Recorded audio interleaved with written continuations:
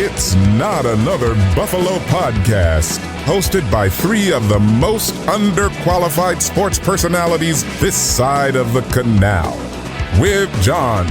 All you people out there who are like, these idiots don't know anything. First of all, you're right.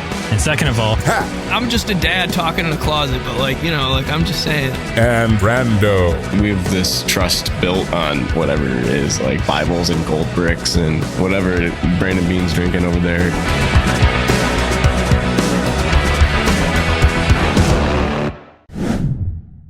all right, welcome back to Not Another Buffalo podcast. I'm John. I'm here with, that was Pat on the ground, and Brando. You're good.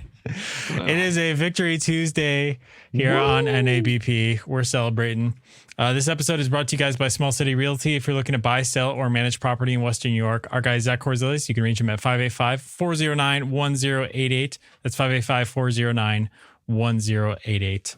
We got a great show for you guys today. We got some Jets game talk, some thoughts on the Amari Cooper trade that just went down today.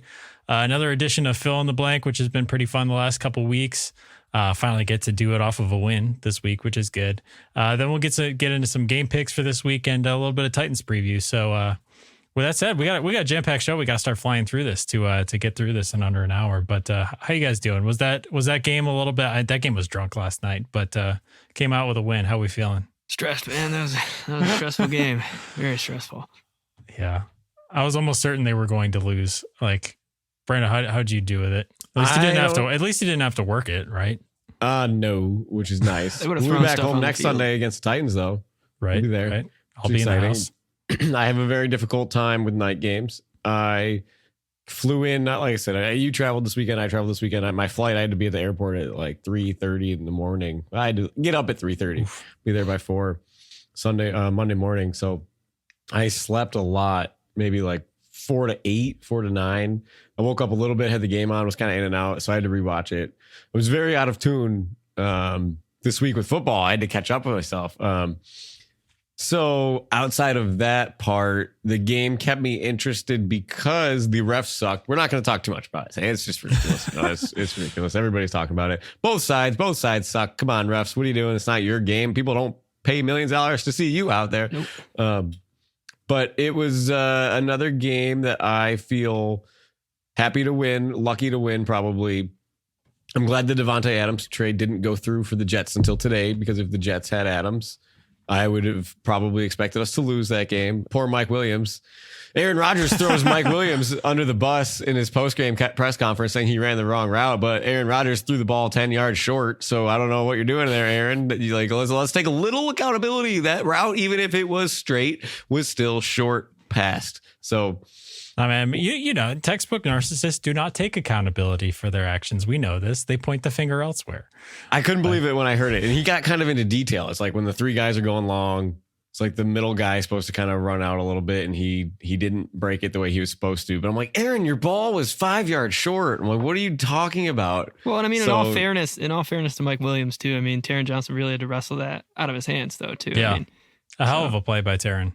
It was like a Troy Polamalu interception, I thought. The way that he scooped that ball away from the ground, I thought that was awesome. Great play. Also, Terrell Bernard, man, superstar on our team, I think. Just stud all around. But that one tackle for loss was pretty sick on Breece Hall. Everything he did. That fumble he almost had, that was great. That should have been a fumble. That's a tuck rule by definition, but whatever. Yep. Haven't seen that one before. 287 yards and penalties. Nobody wants to see that, NFL. Just be like an NBA game, put the whistles away. Be like an NHL game, put the whistles away. Soccer, well, who cares? But, whatever. Yeah, they don't do that there. Whatever. Just, read the room, refs. Read the room. But I'm happy. It was a struggle. The offense looks, every time we watch a game, man, we say it's different, but it's good. The running game was good. I missed. It was good this week. It was good this week. Yeah. Well, it was like, you had to check off your bingo board every week as well. Spencer Brown, unsportsmanlike or holding or false start. All in a row. Right. The pool Yeah. hall would be very nice to you if right. on your Right. bingo Which, card. not to defend Spencer Brown, not to defend him at all, because I don't usually defend Spencer Brown. But I was going to say one of the false start was definitely on him. The illegal formation penalty, someone's supposed to line up outside of him. So that's not his fault. He's not a tight end. He can't help that. And then the unsportsmanlike conduct Yeah, penalty did not was look for that bad. finishing. He was finishing his block. Like that happens every single play in the NFL. Yes. If you like almost every single play in the NFL. So that one was a little bit weird, but yes, no, the false start and Spencer Brown is no stranger to penalties that kind of bite us in the butt.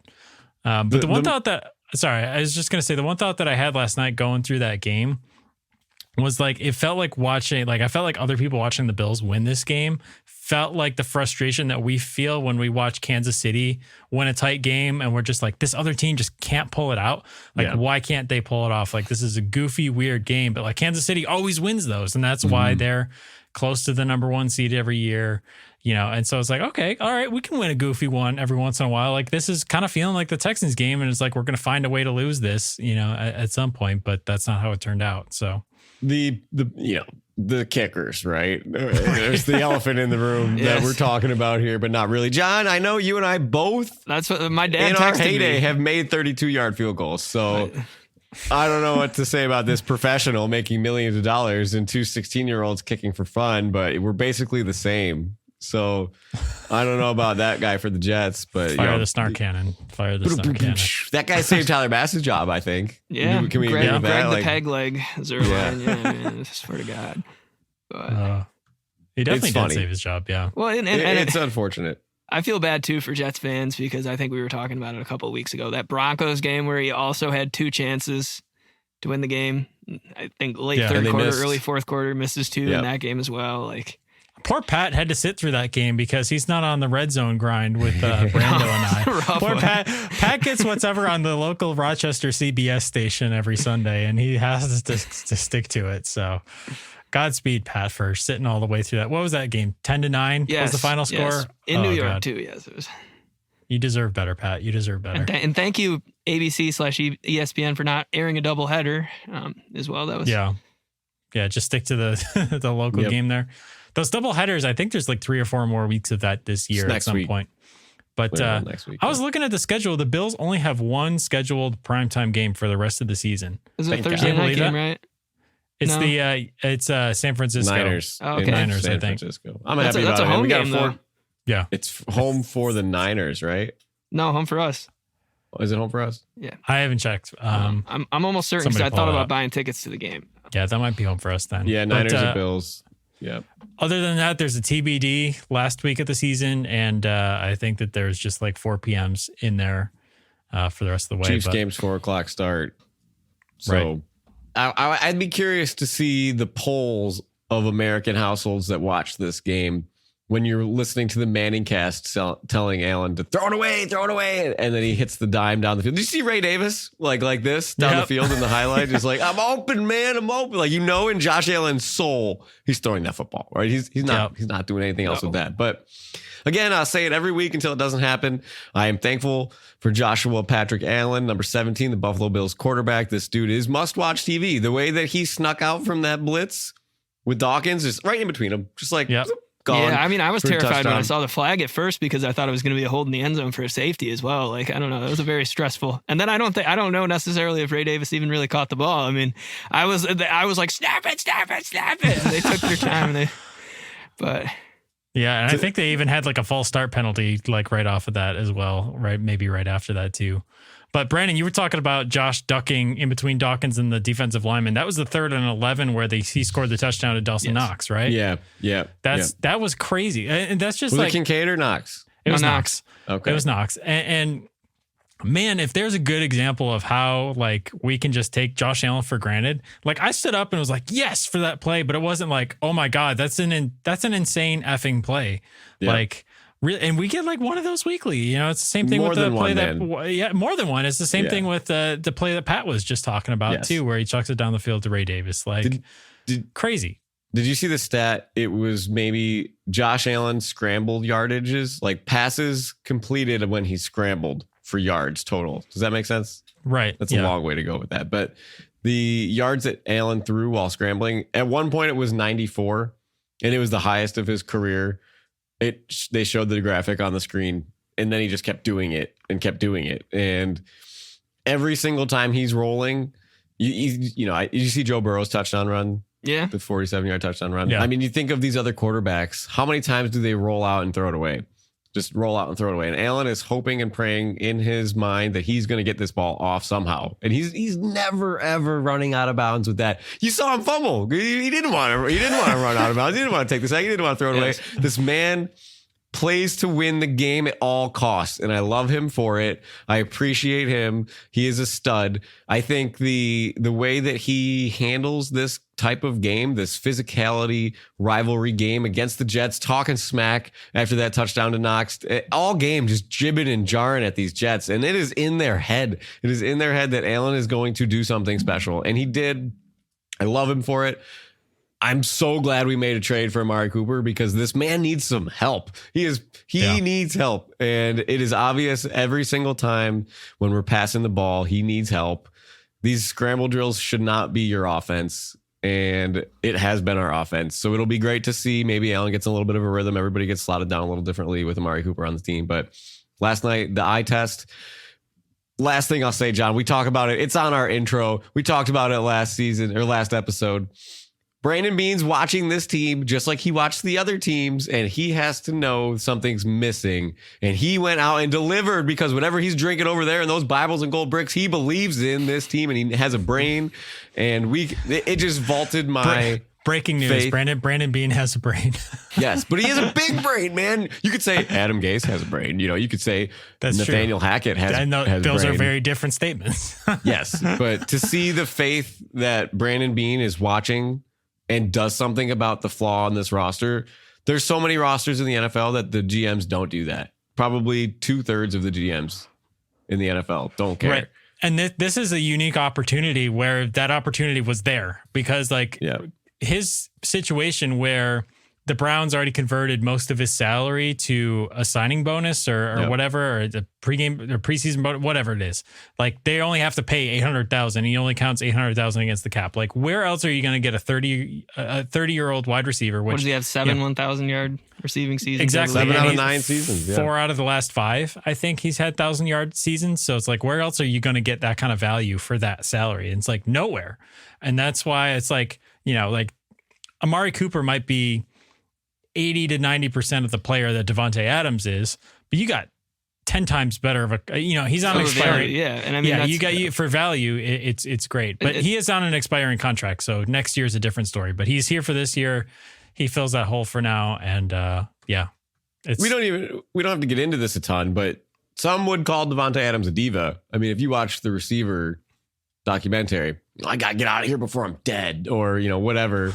He meshes with Aaron Rodgers because Devontae Adams could be like, throw me another one and like catch it. Right. Rodgers and Adams could mesh together in their own little ecosystem outside of the coaches and blow off the play calls because they could do it. I think what you mean is ecosystem. I think that's ecosystem. The Yes, vocabulary today, that seems to fit with those guys.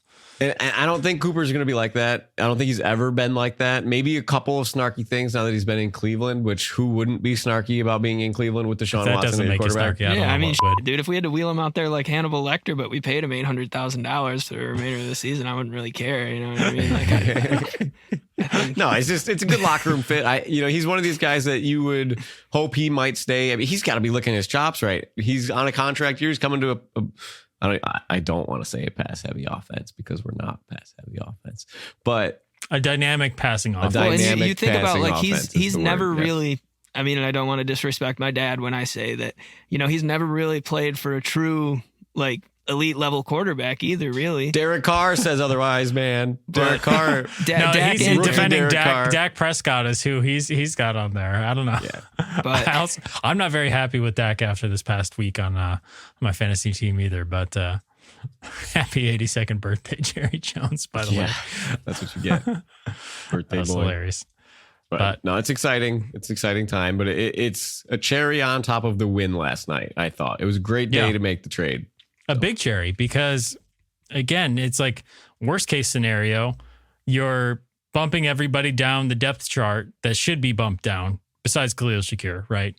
But like Coleman's going, it's kind of like when we got rid of the Emmanuel Sanders type player and then we didn't have Cole Beasley and everybody moved up the pecking order And Gabe Davis wasn't really ready to be that wide receiver number 2. And Isaiah McKenzie wasn't really ready to be wide receiver 3. Those were players that fit way better and were way more productive in their other roles that were not necessarily wide receiver 2, wide receiver 3, but they had their niche roles on the roster. And I feel like that's going to benefit Coleman not having to carry the weight of being that number 1 wide receiver outside, even though he's not a typical number 1 wide receiver, but being that outside guy. And like, how many snaps are we running? I was watching who was on the field, and a lot of these heavier formations, there's only 1 wide receiver on the field. A lot of times it's Mac Hollins for blocking purposes. And sometimes it's MVS. MVS was out there like a bunch last night. I haven't seen snap counts, but I'm like, there's no way that this is the best personnel. Like, if you wanted to go play action here and your number 1 wide receiver on the outside running a route is MVS and he's kind of a one-trick pony, like, that's just not a good situation to be in. And Amari Cooper is a much better route runner. He can block a little bit better than MVS can, for sure. And just moving all these guys down 1 notch on the ladder, I feel like is going to help them all develop more, with the exception of Khalil Shakir. I think Khalil Shakir doesn't need any more development, but some of these young guys on the roster, Keon Coleman, and these other guys who are just much better as role players than carrying the weight of the X wide receiver, the Y wide receiver. You want to talk snap counts? Mac Hollins, 67% of the snaps yesterday. Marquez Valdez-Scantling, 32% of the snaps yesterday. That's a significant chunk. Yes. For a guy who would have been inactive had he remained on the roster at this point, which is crazy. And then you see, like you said, you can move these guys around, right? And now that you should be able to take the pressure off. You shouldn't see blitzing as much. You could put Samuel and Shakir in the slot. You could keep Hollins out. Hollins flashes, but not really, right? He gives you just enough, but like not enough. I don't know. I don't mind him getting less than, 40% of the snaps, but give me Amari Cooper. And I am not an Emmanuel Sanders hater, but we talk about him so highly in Buffalo for his 40 catches and 600 yards that he had on this team. That's but imagine the wide receiver 3 on this roster having that stat line. Yes. Well, that's imagine Curtis Samuel with that stat line today. Oh, God, right? I'd be drooling. I'd be so happy. So like that, I think that's the difference is like, he's not a wide receiver 1, but you were getting so much more out of your top 3 wide receivers as a unit. At that point when you had 3 really good receivers. So I think Cooper, though, you can pencil him in for 1,000 yards now. If he already has 200 and you got 12 games to go, and to see what he is going to bring it's going to be dynamic. I'm super excited to see this whole ripple effect of having him on the field. Yeah, for sure. And I like, does this alters expectations overall, doesn't it? Absolutely. Like, it'd be hard not to. I have that written down as a question, but it's like, how does it not? Like, but how much does it, I guess I have a question for you, John. So this is kind of a whole organizational thing. And I talk about the trust with Brandon Beane, because when he brings this trade in, it makes me feel like Josh Allen and Brandon Beane, they're in lockstep of what the team needs, of what the roster needs on the field. And it makes me feel that even though Sean McDermott is more conservative and he might be pulling the strings with these first down runs and these second down runs and whatever play calling gripes that you have moving from Brian Daboll to here. But I think having Brandon Beane in charge, right, as the general manager, he is going to give the personnel that is needed for a strong passing attack. And that puts me back into the faith of trusting this organization a little bit more, to see that, okay, he watches what we all watch and he understands that this can't be sustainable these last 3 games. So do you feel, I still feel like I'm not there with McDermott. I don't feel comfortable with McDermott, but having Brandon Beane there makes it a little bit better. Yeah, for the most part. It's just, I don't want to say we got lucky with the Amari Cooper trade, but, I don't think it was part of the plan to trade for a wide receiver midseason, right? And so you kind of have to look at this like, what was the plan when Diggs left?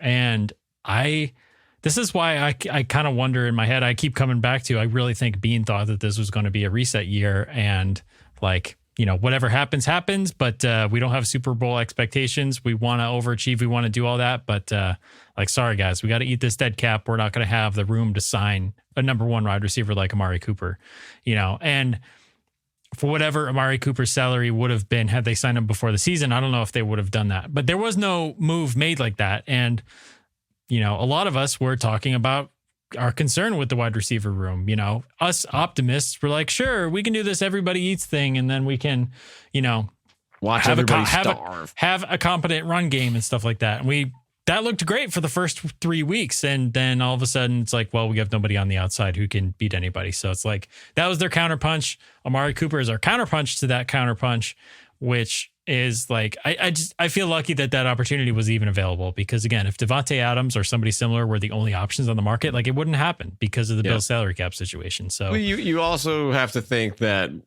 I mean, Bean always has plans, right? He always is talking to everybody, whether it was going to get Brandon Ayuk, because we had cap space. What did we have? Like 30 million, and we spent it on pieces, whatever, all around these spare parts, the linemen, whatever. But to see what he thought was going to happen, was he going to get Brandon Ayuk? Was he going to get another receiver in the draft? Was he going to trade up?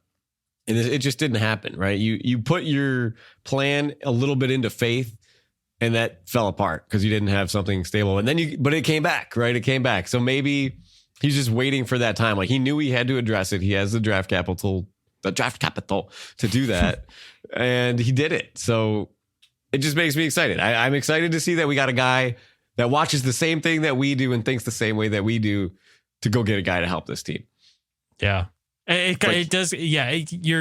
It's gratifying that you're like, we need a receiver. And then like, okay, got you a receiver. Yeah. Merry Christmas, guys. Like, well, you know, it's just the pain of the years still runs off to me sometimes, of all of the mediocreness of the things that we needed, but we got Shady McCoy instead, or the things that we needed and we got EJ Manuel instead, you know, whatever it is. We got JP Lossman instead of Aaron Rodgers. We get whatever, you name it. We get Willis McGahee, whatever, you know, to have the aptitude to find the need, fill the need, and do it cheaply, man. This guy is just GM of the year. Yeah. Well, let's see. We got fill in the blank to do here. Do you guys want to do that real quick? We have 4 this week, which is an upgrade. So we already talked about the officiating a little bit, but we're gonna continue to have a little bit of fun with that. Our first prompt is people better at their job than Adrian Hill and his crew. Brandon, you want to kick us off? Sure. Fast food workers asking for $20 an hour, but still messing up my plain cheeseburger. That's good.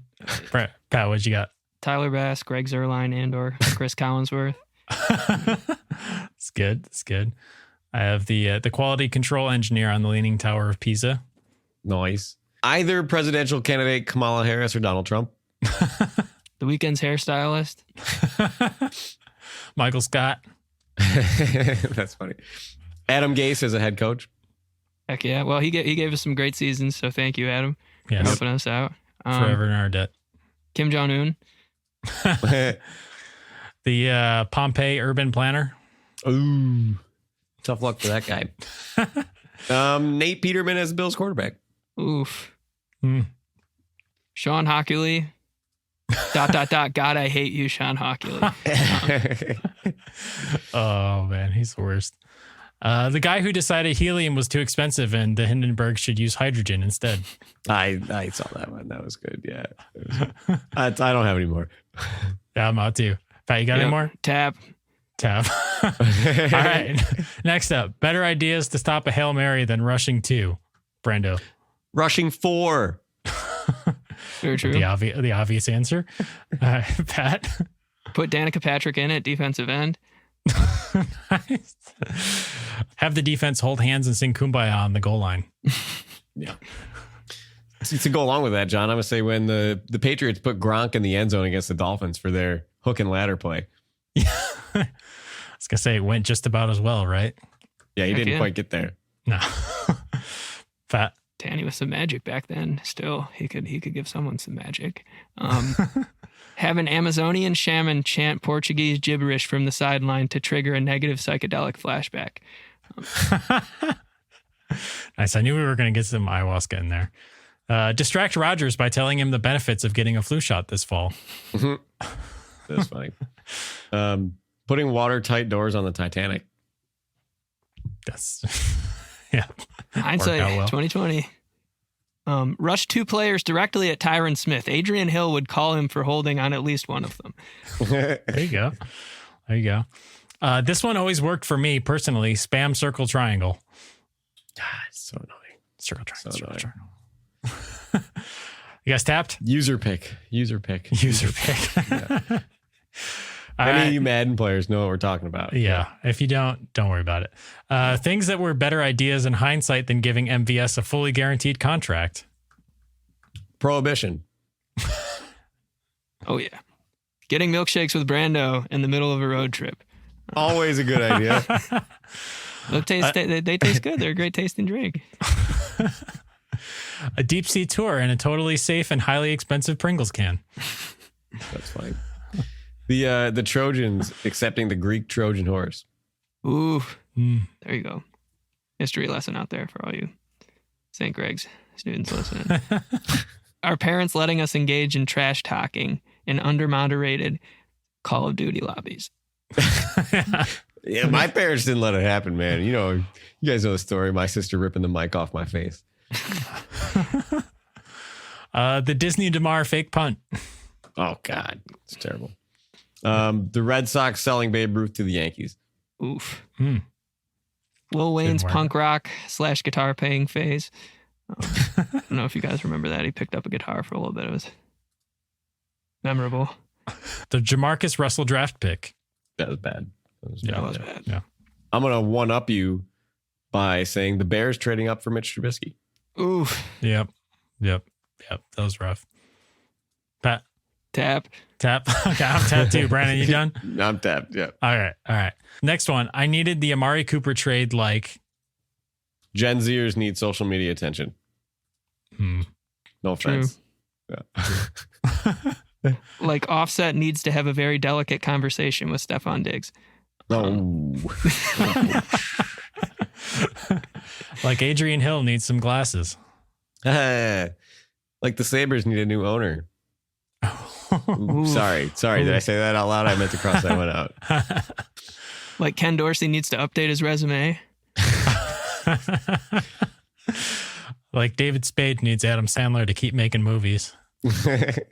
Joe Dirt. Like Oreos need milk, baby. Sorry, Pat. I didn't mean to cut you off. No, you're good. Oreos, milk. I mess with them. You ever like take an Oreo and you like stick a fork in it and then you dip it in the milk? I had never seen anything like it, and I wouldn't like it because I would bite down too hard, obviously, and bite the fork.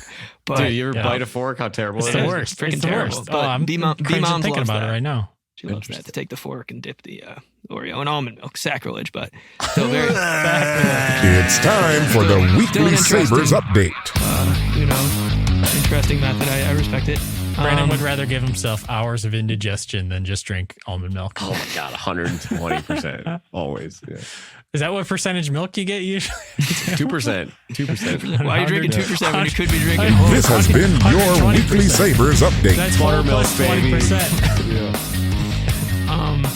Like Adrian Hill needs to hand in his I'm from Buffalo card. Adrian Hill is from Buffalo, went to UB, and we don't want him anymore. If you ever got the key to the city or any sort of Buffalo memorabilia, turn that in. I actually have a follow-up one to that. We needed this Amari Cooper trade. Like Adrian Hill needed an inhaler when his out-of-shape jogged down the field to announce an ill-advised pass interference call. That's funny. Keep You salty, coming about Pat? that guy. You salty? Yeah, I'm The salty. whole world should be salty. I'm Dave, to watch salty. that. I'm not salty saying, but if you had the opportunity, if you were from Buffalo, New York, I'm not like, obviously you have to call the game a certain way, but I'm just saying, man, come on. Like that's what made it hurt even more. It's just like, Let the players play the game. let them play. Yeah. Oh, that's funny. I needed the Amari Cooper trade like Lamar Jackson needs a toilet midway through the fourth quarter. Like Aaron Rodgers needs media headlines. Tapped? Yes. I got two more food ones. All right, let's hear it, Brando. All you, I'm out. Like spaghetti needs meatballs, baby. All right. Yeah. And like peanut butter needs a little jelly. Nice. That's what's up. Nice. It's good. I was gonna say, are you anti other forms of jelly and peanut butter as well? The little strawberry jam, is that sacrilege to you? You go. I imagine creamy and grape, right? I mean, you're not. It's always creamy and great, man. I'm not against strawberry. I do like strawberry. It's just the you know. seeds. We get to see this one. Can you? Yeah. I don't know. Can you? Yeah. Do you have it, John? I think it's like the raspberry jam that's really seedy as well. Like those have the bigger seeds. Strawberry, a little less seedy, or at least they're, I don't know, a little less seedy lamb there. But football pun. Nailed it. All right, you guys want to do some game picks here? Yes, sir. Yes, sir. All right, Brando, give us the recap. Bum, bum, bum, bum, bum, bum, bum, bum. All right, this week we had a tie atop the leaderboard. Pat and John going 4-2, and Brando coming in at 3-3. Still stays at 500, but Pat continues to extend his lead over his two counterparts. He is now 21-15, while John and Brando are tied for last at 17-19, inching their way. Tied for second. Out of 3. Give yourself some credit. So we're coming for you, Pat. This week we have a interesting spread of games from a minus 1.5 to a minus 8.5. So we got some choices here, boys. We're going to start with Houston Texans taking their talents to Lambeau Field. Green Bay is a minus 2.5. Pat, how do you feel about this game? Shakespearean. There's Romeo in the air with some love. Give me the Packers to win and cover. That's funny. John, do you feel as poetic as John?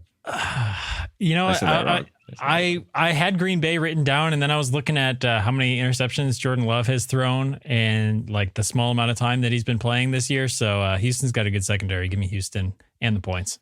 Yes, sir. I'm with you. Give me the points. The Packers are 0-4 against the spread at Lambeau Field as favorites in their last 4 games. So I'm taking Houston. I think this could qualify as a game of the week for some. The divisional matchup between the Detroit Lions and the Minnesota Vikings. Detroit's going to Minnesota. Minnesota, a 2.5-point favorite, even though the Lions clobbered the Cowboys last week. John, we're going to start with you this time. Actually, I guess we could go all 3 of us together. Everybody roar on 3. 1, 2, 3. Go Lions. Yeah. Unless you got a line for us, John. Go ahead. No, I had a really hard time deciding this one. I had Minnesota written down for a second, and I couldn't decide, so I took the points. Oh, you can't. Sam Darnold's going to let you down eventually, John. That's just science. Probably, but like Minnesota's defense is good. Like, you know, I haven't seen anybody really, really slow down Detroit too much this year so far. But, you know, if anybody's going to do it, they got a home game. It's in Minnesota, so who knows? I just think the Lions are almost a perfectly built football team right now, outside of Aiden Hutchinson. I didn't realize I had Marshall Mathers above me over here. Freaking, but I wish I could spit some lines right now freestyle, but I tried to and I came up with nothing. You and Marshall, though. Big homers. I love it. Yes. No, really, though. Look at their team, man. They got 2 stud running backs, 2 stud wide receivers, a great offensive line, a quarterback that's better than average, a quality defense, great head coach. I think that's your answer. Is you're better than average quarterback. That's what keeps it from being a perfect game. Sam Darnold's on the other side. That's true. Also, Detroit's secondary isn't anything crazy either, too. Like if you had to pick a weak point, that's probably their weakest position group. And so, you know, Justin Jefferson's probably still going to get his yards, I would think. But all right, next game we have the Kansas City Chiefs against the San Francisco 49ers. Super Bowl rematch. San Francisco is minus 1.5-point favorite as the home team. I'm taking San Francisco here. At some point, the Chiefs' lack of offense, dare I say, Pat Mahomes' lack of offense, is going to catch up to him. No Rashee Rice. Juju Smith-Schuster is going to beat him? I don't think so. Give you the Niners.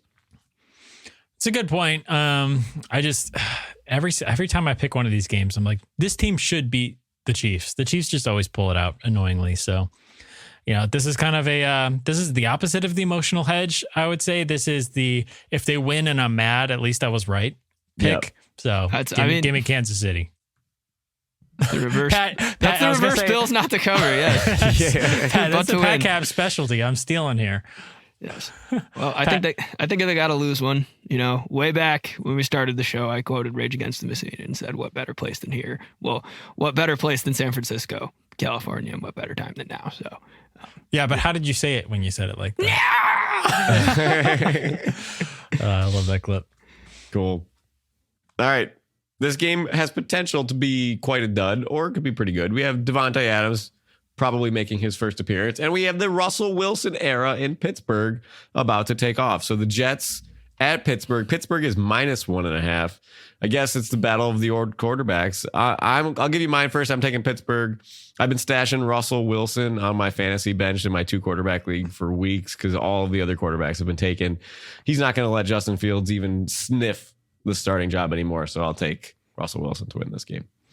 All right. I was actually like, when I saw you wrote Pittsburgh down on the spreadsheet, I was like, did you hear that Russell Wilson is starting this week? Yeah. You watch Justin Fields, man. He kind of sucks. Well, Yeah, I mean, he didn't turn the ball over, though. I mean, yeah, he threw for like 140 yards and not a very impressive stat line. But shame on you, Mike Tomlin, for benching him after a win. Like, I mean, I don't know. I also, like, if it was my choice, and again, I haven't watched this team a ton this season, I would go with Justin Fields, too, because at least he gives you something, like, as far as his running ability. He gives you that second element that, like, defenses need to. Russell Wilson is, like, he's just going to hang out in there in the pocket, and he doesn't have the arm strength that he once did. So, I don't know. I am going to go Jets on this one. But again, Pittsburgh pulls out ugly wins against mid-teams, so that you might be right, Brandon. But I have no faith in Russell Wilson at this point. Hey, dude had 350 rushing yards last year, man. Russell Wilson did? Yeah. Wow. All right. I'm just saying, man. You got to watch some more Pittsburgh football. It's bad. It's real bad. And I think Russell Wilson's gonna leave an upgrade there. How many rushing yards did Justin Fields have last year? So many. A lot more than that. Yeah. Yeah, I mean, look at his touchdown yards and his interception, all that crap. I don't know. I think Justin Fields is a one-trick pony, man. I don't know. I don't dislike him. I think he's had a tough start. But I think Russell Wilson is a one-trick pony. I think Justin Fields is a 1.5-trick pony, maybe. I don't know. Anyway, Pat, who you got? Jets, Jets. Love it. Coming off a loss. You know, Devontae's going to fuel up at his at-home Taco Bell and then come out there and ball out. Yeah. I was going to say, is he moving the at-home Taco Bell with him to New York? I would hope I so. would. Wouldn't you? Yeah. I would like to work at it. Probably tip you pretty good. Yeah. So Pat, this game is on the docket for you specifically, sir. I will not be triggered. Bengals at the Cleveland Browns in the dog pound. Joe Burrow, Ellen DeGeneres, whatever you want to call him, at Cleveland. Cincinnati is -6.5 point favorite. Cleveland without Amari Cooper selling their roster. They sold their soul to Deshaun Watson. What do you do, Pat? What do you do? Well, I mean, I'm going to probably jinx him now, but I know at one point during that game on Sunday, the Browns had missed 26 third down conversions in a row. So if that's an indicator of what a powerhouse this team is, I've lost all faith. If Jameis comes in, maybe differently, but no, give me the Bengals. I think I saw 0 for 35 in their last 35 third downs. Yeah, I was going to say, it's gone up since then, I think, too. Yeah. But Pat, are you sure you don't want to take the Browns, man? I don't know. This could really ignite the team. You know, this would be a big win, division win. Yes, right. Exactly. You know, it's just it galvanizes them. Trades galvanize teams. You know. No, I mean, none of us are picking Cleveland in this one. We're Cincinnati across the board. Sorry, Brando. Yeah. If you got a one-liner, you can still say it. But if the Browns are brown, it's Browning toilet, man. Yeah, I don't know. Yeah. Chase Browning, running back for the Cincinnati Bengals, not to be confused. But he's going to feel insulted that the team is named the same as him. Like, I don't know. I wouldn't want the name Brown if I was in Cleveland. I mean, it serves them right, though. Could you imagine if you just named your team the Habermasses? Like, I don't know. I feel like the Habermasses would be elite, man. It ends in asses. Yeah. The asses. That's funny. Fair enough. Speaking of things that people didn't think through, like you guys should be renaming the Washington football franchise. You guys should be in charge of that. It seems like you're qualified. Yeah. Better than the football team.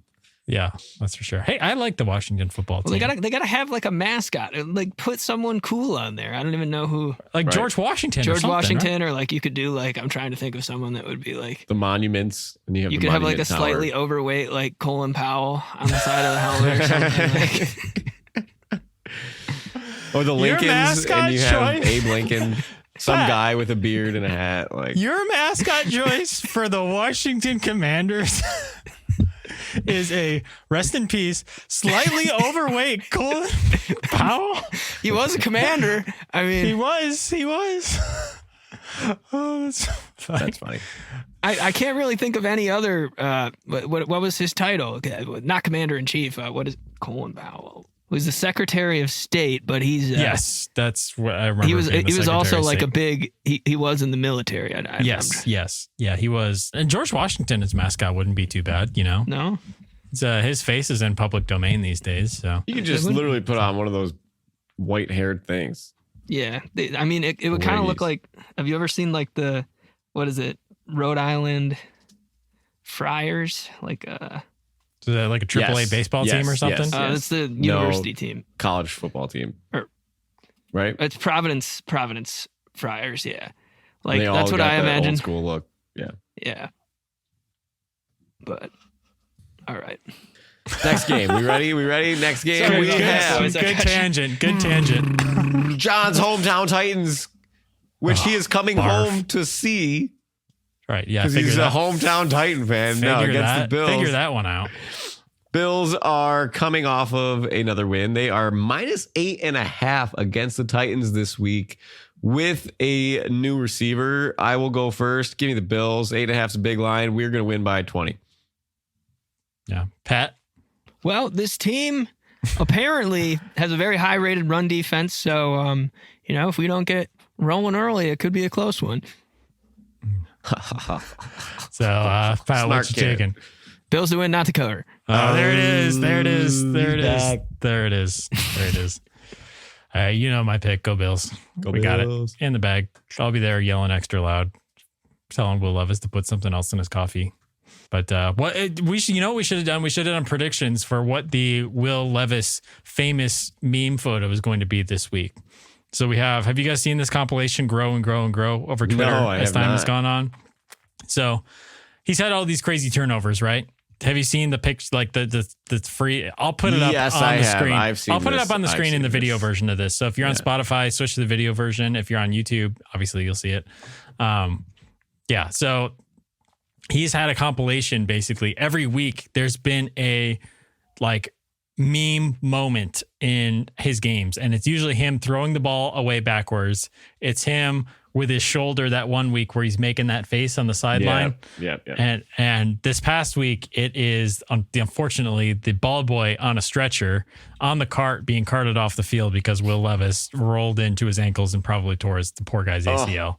So what is that meme moment going to be in Buffalo? I think it's going to be another turnover, but I don't know. Maybe he goes to do the Lambeau leap into the stands and then misses or something.